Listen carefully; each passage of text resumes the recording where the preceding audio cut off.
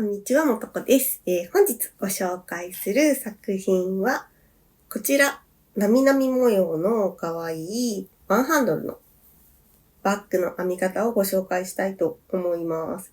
こちらはですね、沢田イットさんの糸を3種類4色使いました。まずルフ、小鳥、あと小練りを2色ですね、使ってます。で、4色使ってこんな感じのバッグにしました。編み方はね、こういう風に編んでいくんですけど、このちょっと方眼のメッシュの部分、ここがルフですね。こんな感じの糸なんですけど、なんか、ファンシーヤーンですね。ちょっとツヤ感のある糸だったりとか、ちょっとピヨピヨピヨって出てたりとか、ちょっとカラフルな糸ですごく見た目も華やかですごい可愛い糸です。で、それ以外に、小練りがこのオレンジのとことこのベージュのとこなんですけど、これがコットンリネンの糸になっていて、すごく夏らしい爽やかなベーシックな糸ですね。すごく編みやすい糸です。で、このラベンダーのコット織り。ここが、テープヤンでコットンの糸になっております。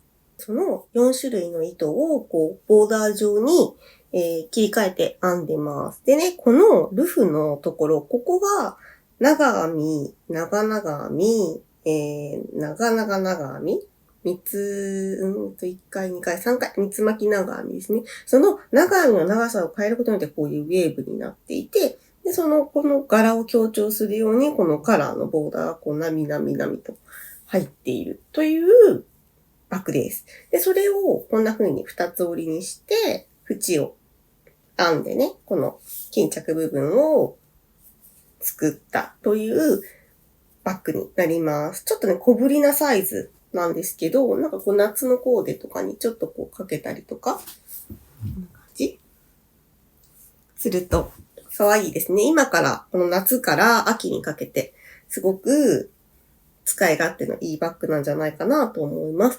で、糸を変えてね、冬糸で編んでも絶対可愛いななんて思ってるので、ちょっと時期が過ぎたら冬糸でも編んでみようかななんて思ったりしています。可愛い。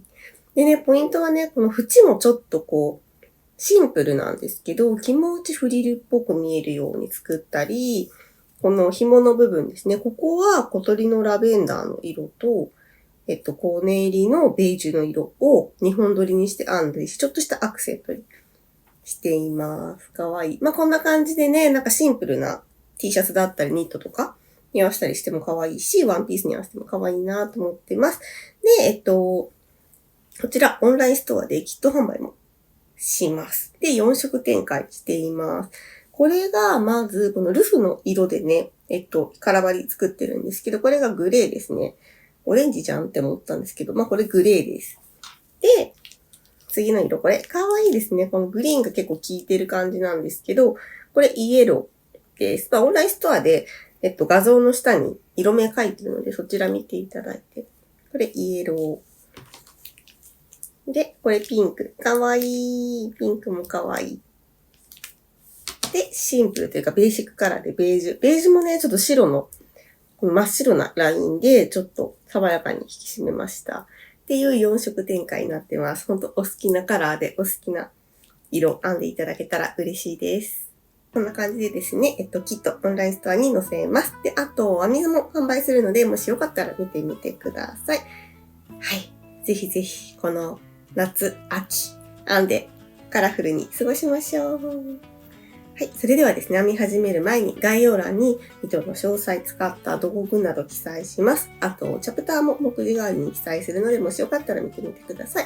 あと、オンラインストアの URL、SNS、インスタグラムやってるので、URL も記載するので、もしよかったらチェックしてもらえると嬉しいです。それでは、早速、編んでいくぞー。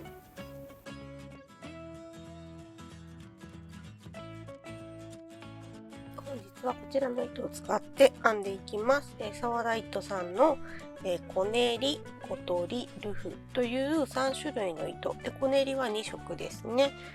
まず小練りが11番のみかん。で、5番の和3本。で、小鳥の、128番ライトパープル。で、05、3821グレーですね。ルフのグレー、この4色を使って作品を編んでいきます。で、使用するかぎ針はこちらの4号針を使用していきます。で、作品は先ほどのお色で編むのですが、ちょっと編み図ですね、柄の編み方はこちらのお色で、説明していきます。こちらが、22番竹林、23番八花小練りですね。で、小鳥が146番ピンクで、007808イエローがルフになります。で、今回ちょっと先に、色をお見せしようかなと思っていて、今回4色を使って編んでいきます。で、1、2、3、4色。1色の作品に対して4色使います。で、それを4色展開で、キット販売しようと思ってます。で、1色がこちらのルフのグレーを使ったものですね。オレンジとラベンダーのアクセント。で、ベージュがちょっとニュアンスカラーとして入ってるお色。で、こちらが、柄の説明をするときに使うお色ですね。イエローが。イエローのルフがベースになってて、そこにグリーンだったりライトブルーだったりピンクだったり結構鮮やかなお色です。で、ベーシックなカラーとしてこちらのベージュカラーですね。こんな感じで全体的にトーンは抑え気味なんですが、白のアクセントが爽やかです。で、ピンクカラーはこんな感じ。ピンクのね、お色がすごい可愛くて、こちらの糸のルフがね。で、そのピンクの色を生かそうと思って、ピンクと赤でちょっとトーンな感じでアクセントを入れつつ、このブルーのラインでね、ちょっとこう切っていくというか、ここがアクセントになってるのかな。こんな感じの4色展開です。もうどれもこれも可愛くて、どれ作品にするかめちゃめちゃ悩んだのですが、私はこのオレンジがアクセントのグレーのルフで編んだこちらのお色を作品にします。それではまずは作り目から編んでいきます。まずは、こちらの小練りの竹林、こちらのグリーンの色で作り目をしていきます。今回4色使うのでちょっと説明をしていきます。この黒で線描かれてる図案のとこ、ここがルフになります。で、B のところが、小鳥ですね。今間違えて、小鳥のライトパープル。ブルーのところが小鳥。で、C、ここが小練りですね。小練りのみかんがオレンジ。緑の部分が和3本という風になってます。こんな感じになりますね。このオレンジとベージュが小練り。で、このメランジのミックスの糸がルフ。で、このちょっとペーパーヤンっぽい、なんていうんですか、ちょっとテープっぽい糸ですね。こちらが小鳥になってます。この、線の色を見ながら色を変えていっていただけたらと思います。それでは作り目は鎖編みをしていきます。鎖編み129目になります。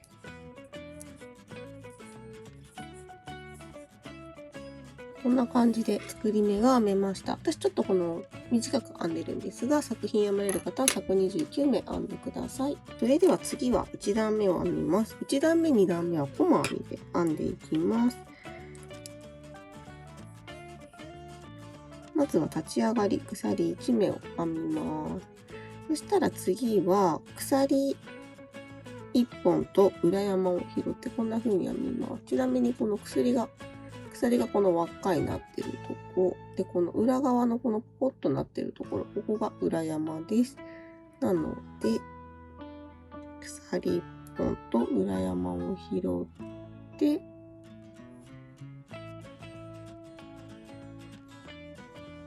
コマ編み、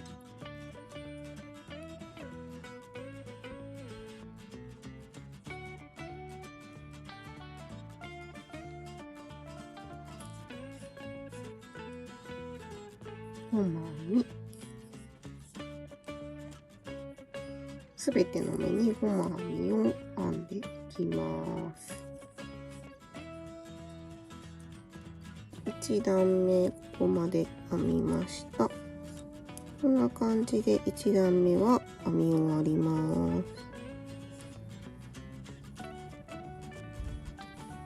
す。次2段目編みます。2段目立ち上がり、鎖編み1目。ここからはもう通常通りコマ編みを編んでいきます。前段のコマ編みの頭の鎖をこのように拾って、ここですね、針を入れる場所。ここに針を入れていくのですが、針を入れて、こんな風になります。で、針に糸をかけて、ひたすらにコマ編みをしていきます。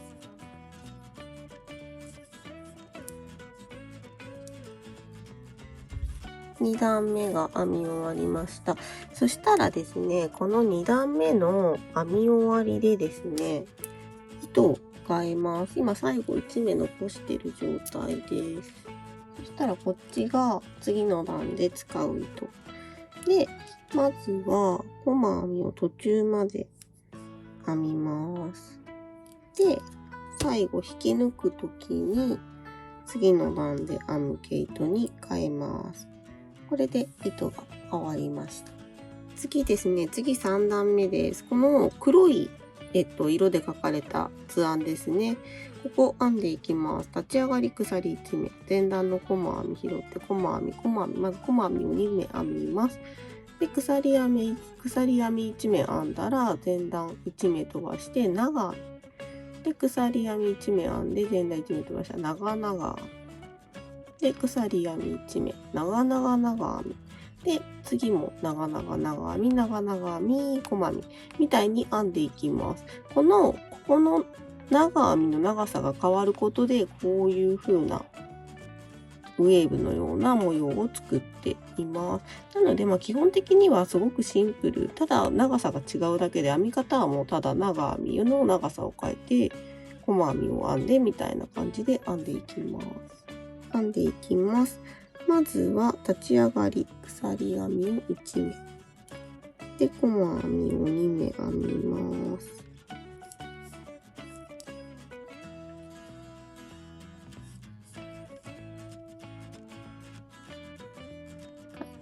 で鎖編み1目編んだら、まずは長編み前段1目飛ばして次の目に長編みで鎖編み1目、次が長々編みなので2回糸を巻きつけます。で1目飛ばしてその次に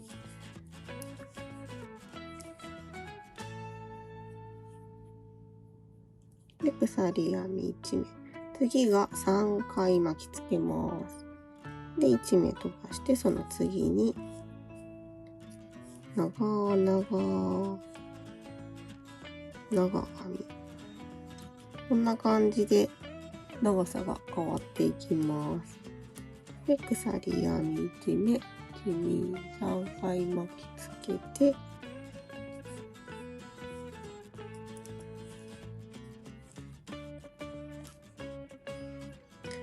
もうシンプルにここが編めれば、あとはもうコマ編みなので基本はもう図案通りにこの先は編んでいけばいいかなと思っています。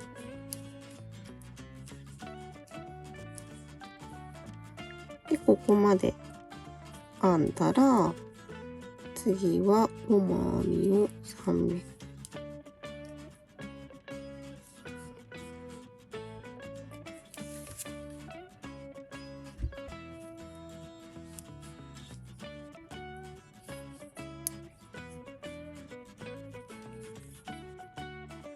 こんな風になります。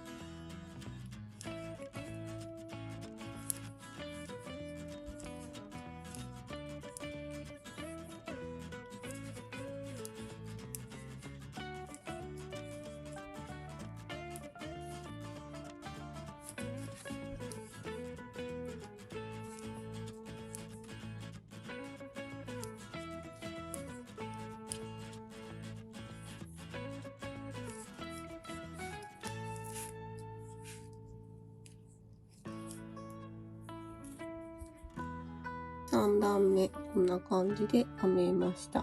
そしたら最後、今途中まで細編みを編んでます。ここで糸を変えます。次は小鳥を使います。先ほどこの2段目の最後で変えたのと同じように変えていきます。で、立ち上がり鎖1目。で、次4段目ですね。もう4段目はひたすら細編みです。細編み、細編み。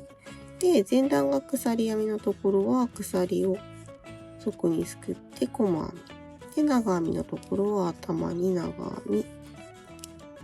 こんな風に編んでいきます。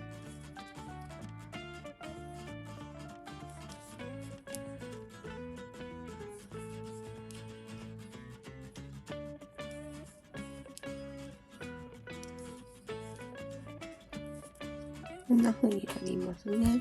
すごくね、このルフがカラフルで、しかもツヤ感があったり、ちょいちょんちょんって糸が出てたりとか、すごく表情感だったりがある糸なので、もうこれ単体でもすごく可愛いんですけど、せっかくこんな風にいろんなカラフルな糸があったので、ちょっとストライプ状にカラーも入れて、より可愛く糸を引き立てていこうかなと思ったのが、この作品ですね。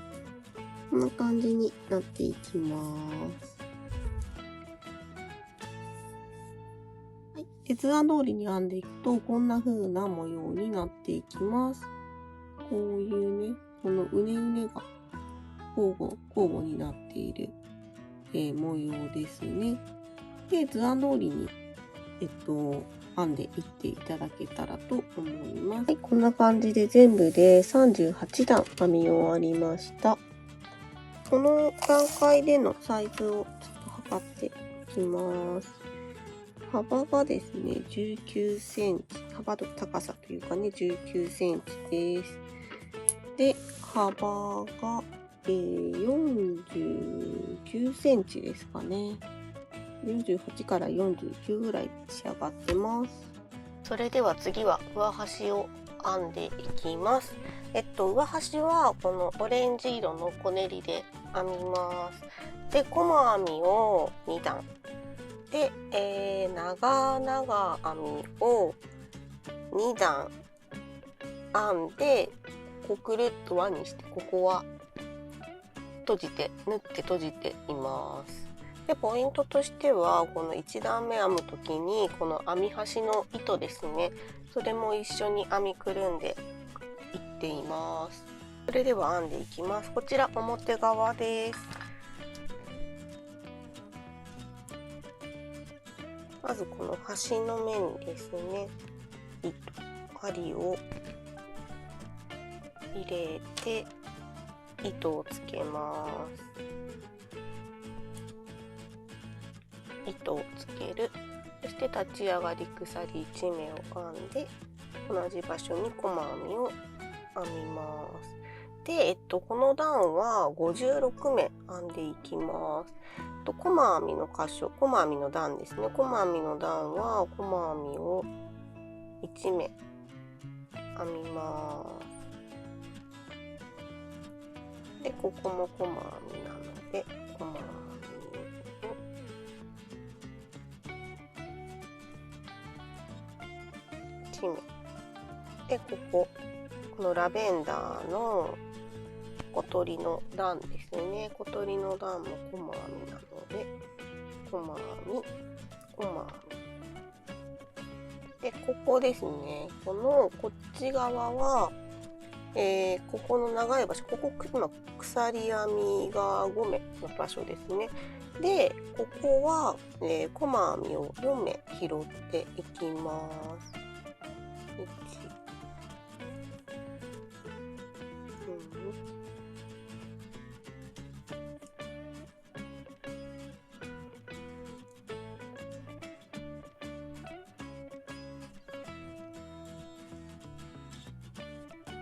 で、その後細編みの段は細編みを1目ずつ編むと。で、これでこの段は全部で56目編んでいきます。で、こういう渡した糸とかある場合は、それも一緒に編みくるんでいきま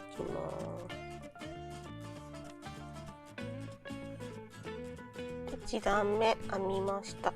そしたら次の段は、減らし目を間に入れて編んでいきます。編み図がこちらです。今先ほど編んだ56段編んだ段はここですね。で、次はここから編んでいきます。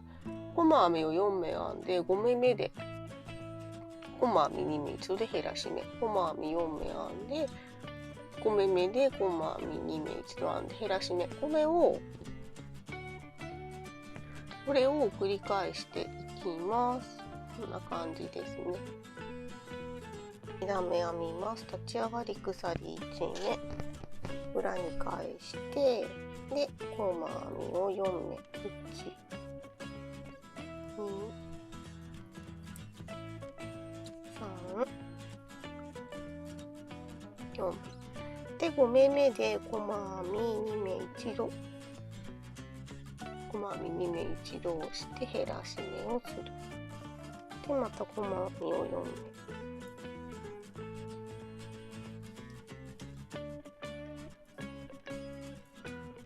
目で細編み後ろで減らし目、こ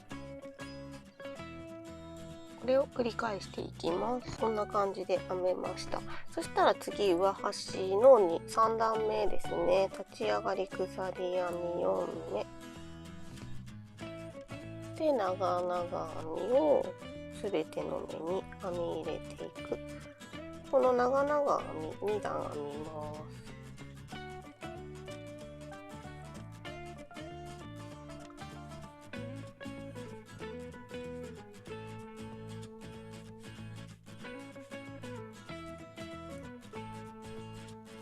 はい、2段編み終わりました。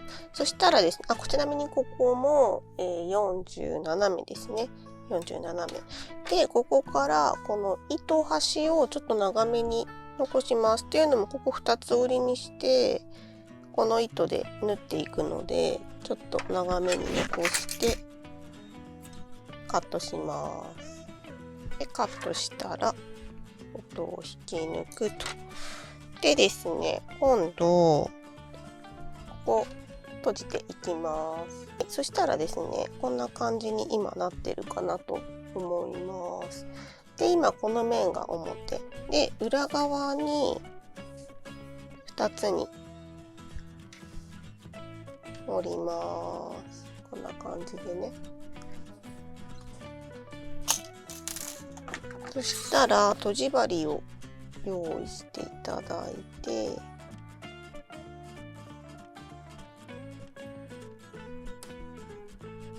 とじ針にこの糸端、先ほどカットした糸端を通します。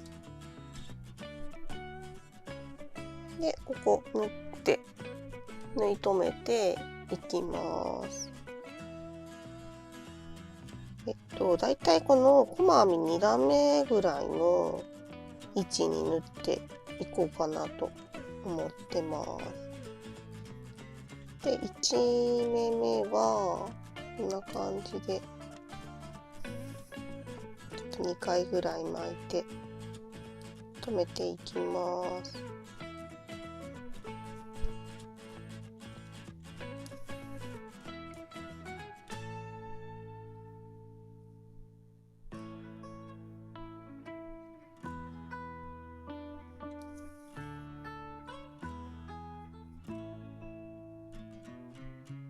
で、こんな感じで綺麗に縫い留めていってください。こんな感じで縫い終わりました。そしたらこの縫い終わった部分を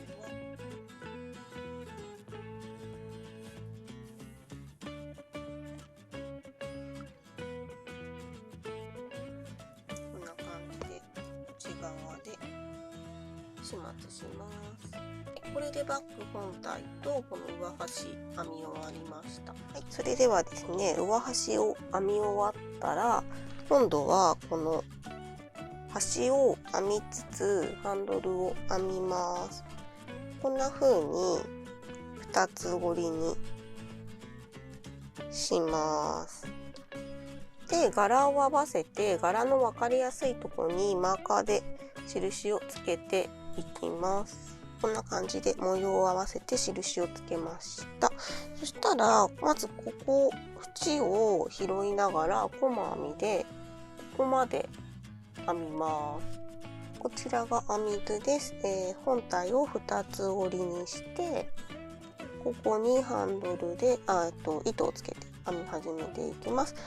このハンドルは1段目はすべて細編みで編んでいって、ここまで細編みで編めたらその後は鎖編みを編みます。で、本体は4号針で編んでるんですが、鎖編み、ここのねハンドルの作り目の部分は5号針で編みます。手がきつい方はもう1号上げても6号とかで編んでもいいかなと思います。それでは一番端に針を入れて糸をつけます。で、立ち上がり鎖1目で細編みを編みます。で、ここからはこの内側、外側1本ずつ、ここに細編みの頭の鎖があると思うのですが、内側1本ずつを拾って細編みで編んでいきます。外側1本ずつですね。外側1本ずつを拾って細編みで編んでいく。で、今こちら編んでるんですが、この反対側ですね、この作り目側は、鎖1本だけなので、この1本ずつを拾って細編みしていきます。はい、途中までと言ったのですが、ここまで編んでみると、なんとなくここまであった方がいいかと思うので、全部編んじゃいます。ちょっと図案先ほどお見せしたのと修正しちゃうんですが、修正した図案はまた後ほどお見せいたします。基本的には変わりません。細編みがこの上端まで来る感じですね。で、この上端に来ているこの2つ折りにしたこの上端、ここは編まずにここまで編もうと思います。こんな感じ。こんな感じで上端まで編みました。そしたらここで針を変えて5号針にします。で、鎖編みを編んでいきます。90目編みました。ちょっと気持ち短めにしてます。それでは今度また4号針に変えて、この反対側を、同じように閉じていきます。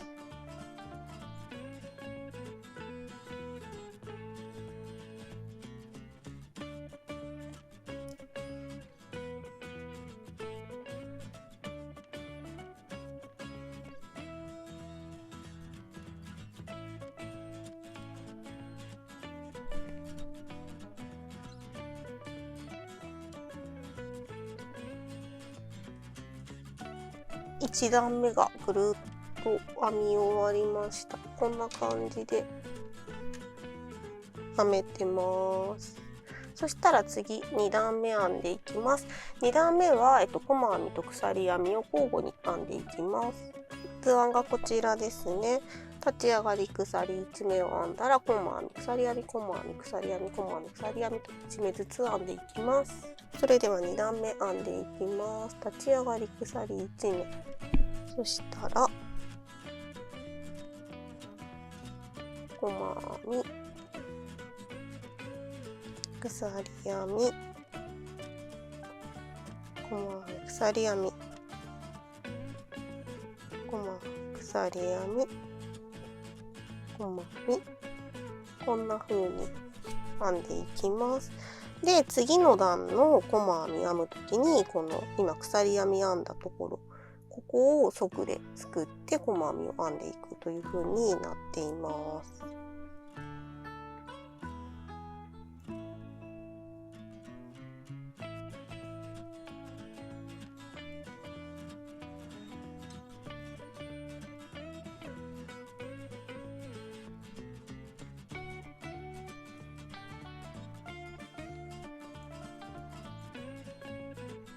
そしたら次はですね、この作り目のところを拾っていきます。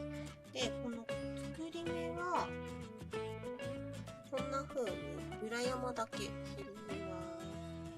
で、細編み編んで、鎖編み1目編んだら1目飛ばして、またこの裏山のみを拾う。で、鎖編み、で、また1目飛ばして、裏山1本を拾う。こういう風に編んでいきま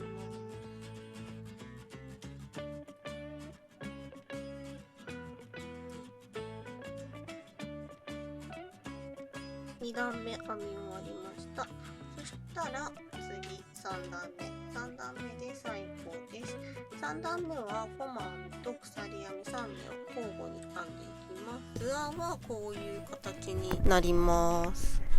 立ち上がり鎖1目編んだら細編み、細編み。で、この細編みは前段のこの鎖編みを側ですくいます。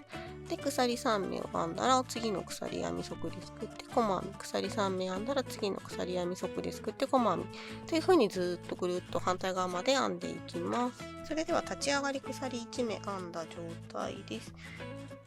で、細編みを編んで、次のこの鎖編み側ですくって、細編み。鎖3目、細編み、鎖3目、細編み。ちっちゃいフリルができるイメージですね。この鎖3目の部分はちっちゃいフリルになりま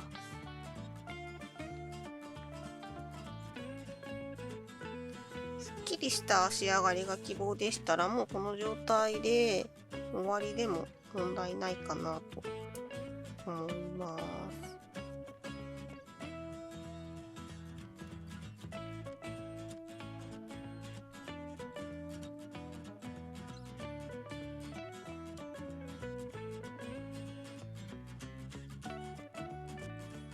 3段目まで編み終わりました。そしたら最後引き抜き編みをして糸をカットして、はい、これで縁とハンドルが編み終わりました。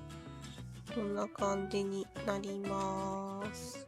それでは最後にここの巾着の口に通す紐を編んでいきます。ちなみにこれは小練りのベージュと小鳥のラベンダー2本取りで、かぎ針6号で100目鎖編みを編んだものになります。で、まあこのままでいいよって方はこのままでも全然デザインとして成立するので、このままでも大丈夫だと思います。私はここに紐を両方から通してちょっとキュッと巾着状にできるようにしたいと思います。それではですね、こんな風に糸を並べて2本持ちます。この小練りの、和3本とこの小鳥のライトパープルですね、2本一緒に持ってます。で、ここから鎖編みを100目です。で、かぎ針は6号針出ます。こんな感じでどんどん編んでいきます。100目編めました。そしたら糸を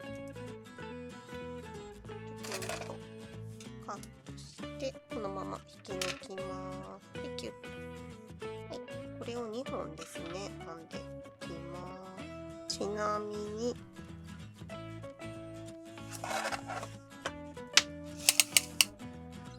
55.5 センチですね。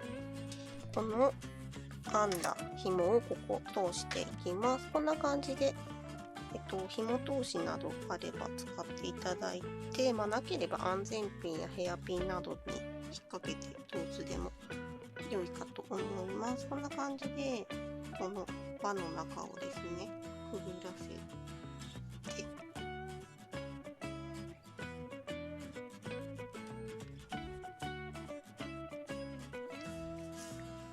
通していきます。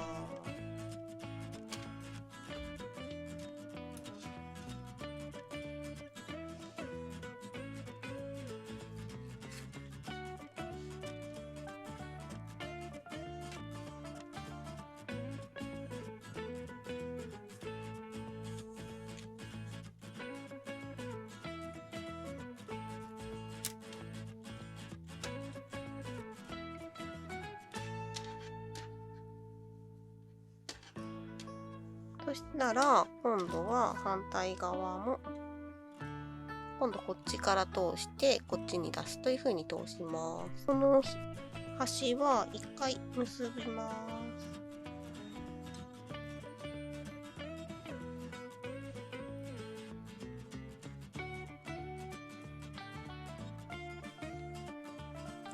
キュッとこんな感じで結んでしまいます。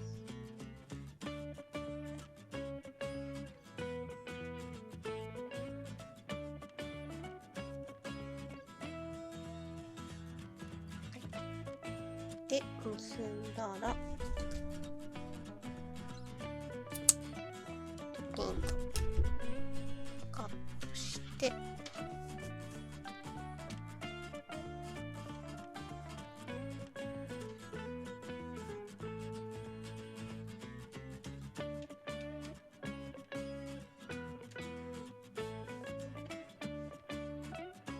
良き位置で結びます。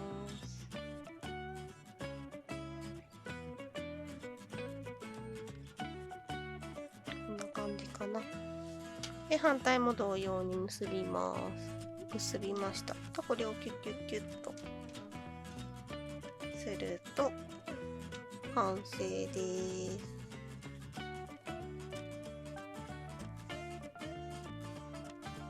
こんな感じで出来上がりました。最後にネームをつけていきます。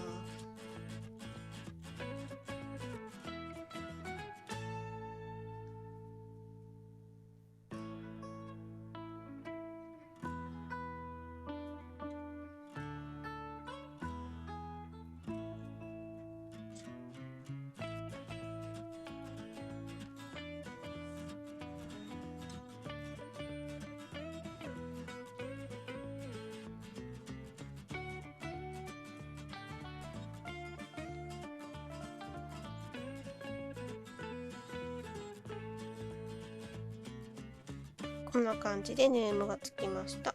で、この白のネームはちょっと私専用なので、皆様のキットにはこんな感じで黒いネームがついてきます。それでは重さを測ります。60g ですね。それぞれ1玉で完成します。サイズ測ります。横幅が22センチ。で、高さが26センチになります。で、ハンドルの長さが